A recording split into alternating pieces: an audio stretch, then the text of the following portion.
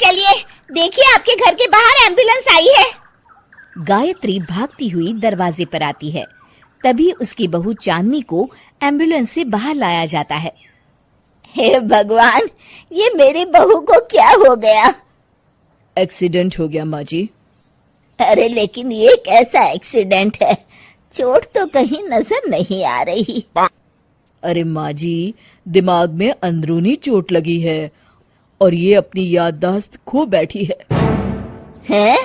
मेरी बहू याददाश्त खो बैठी है, अब क्या होगा? अब फिक्र मत करिए, बस इनका अच्छे तरीके से ख्याल रखिए। मैंने दवाइयाँ दे दी हैं, अब मैं चलता हूँ। अगले दिन। अब तेरी तबीयत कैसी है बहू? बहू? किसकी बहू? हम भैरवगढ़ के ठाकुर विक्रम सिंह की बेटी रूपवती हैं। हम एक राजकुमारी हैं और तुम हमारी दासी हो बुढ़िया।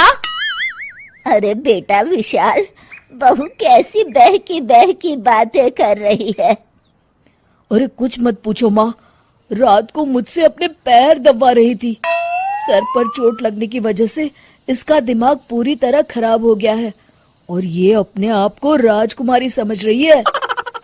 तभी वहां चांदनी आ जाती है। तुम दोनों यहाँ क्या खुसुर फुसुर कर रहे हो? कहीं तुम दोनों मिलकर हमारे खिलाफ कोई षड्यंत्र तो नहीं रच रहे हो?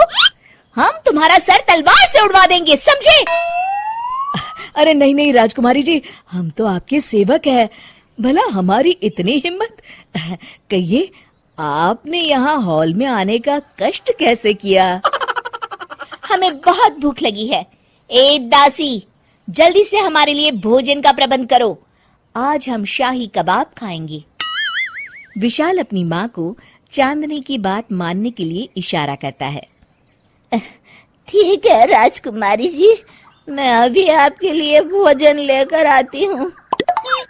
इस तरह विशाल और उसकी माँ ना चाहते हुए भी चांदनी की जी हजूरी में लगे रहते हैं। लाओ माँ, जल्दी से मेरा टिफिन दो, मुझे देर हो रही है। अरे ठहर जा, जरा दम तो लेने दे मुझे। सारे घर का काम मुझे अकेली को करना पड़ता है। तेरी बीवी तो राजकुमारी बनी बैठी है, सारा दिन हुक्म चलाती रहती है। अरे माँ, मेरा भी तो यही हाल है। फिलहाल तुम मेरा टिफिन दे दो, मैं चला। रुको, कहाँ जा रहे हो? अरे मर गया रे, ये कहाँ से आ धमकी? आज हमारा जुहू चौपाटी घूमने का मूड है और हमें अपने लिए नई साड़ियाँ भी खरीदनी है। चलो जल्दी से अपना वाहन निकालो और हमें ले चलो। अरे अब तो मैं गया काम से। अगर आज मैं वक्त पे ऑफिस नहीं पहुंचा तो मेरा बॉस मुझे नौकरी से निकाल देगा। मरता क्या न करता। आखिरकार विशाल चांदनी को घुमाने ले जाता है और चांदनी अपने लिए ढेर सारी शॉपिंग भी करती है। ए दासी, टीवी पर कपिल शर्मा के आने का समय हो गया है, जल्दी से टीवी शुरू करो। अरे वाह, कपिल शर्मा तुझे याद है, बाकी कुछ याद नहीं। बहू तू तो बड़ी चालू लगती है, अपने फायदे की हर चीज तुझे याद रहती है। मैं तो तेरी इस अजीब बीमारी से परेशान हो गई हूँ। अगले दिन। अरे डॉक्टर साहब, आप इतने दिन से मेरी बहू का इलाज कर रहे हैं, लेकिन उसकी बीमारी तो सुधरने के बजाय और बढ़ती जा रही है। अरे माँ जी, ये दिमागी बीमारी है। बेचारी की याददाश्त चली गई है, वापस आने में थोड़ा वक्त तो लगेगा ही ना।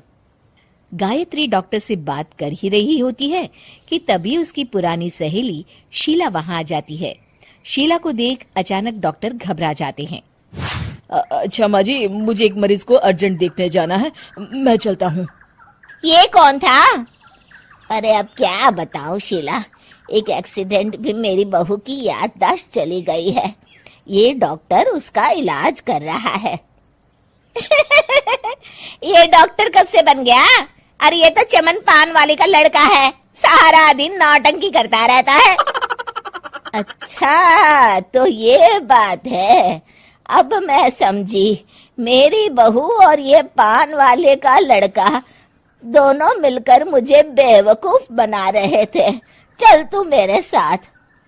गायत्री शीला को एक बड़ा सा डंडा हाथ में देकर अपनी बहू चांदनी के कमरे में ले जाती है। बहू, ये मेरी सहेली है, एक डॉक्टर है।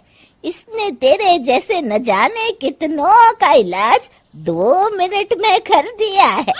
इसका कहना है कि सर पर जहाँ चोट लगी हो, अगर उसी जगह दोबारा किसी बड़े डंडे से जोर से मारा जाए तो मरीज की याददाश्त वापस आ जाती है। देख, हम डंडा भी लाए हैं। अपनी सास की बातें सुनकर और हाथ में बड़ा डंडा देख चांदनी घबरा जाती है। अरे बाप रे, मैं तो फंस गई। इस डंडे की एक बार की वार से ही मैं तो चारों खाने चित हो जाऊंगी। अब क्या करूं, क्या करूं, क्या करूं? लेकिन गायत्री, डंडा सर पर ठीक उसी जगह लगना चाहिए जहां चोट लगी है। अरे तू चिंता मत कर, 2-4 बार मारूंगी तो एक बार तो सही जगह लग ही जाएगा ना। चल बहू, तैयार हो जा। अरे नहीं नहीं माँ जी, मुझे मत मारिए। दरअसल घर के काम करने से बचने के लिए मैंने ये सब नाटक किया था। मुझे माफ कर दीजिए, मैं कान पकड़ती हूँ। दोबारा ऐसी गलती कभी नहीं करूंगी।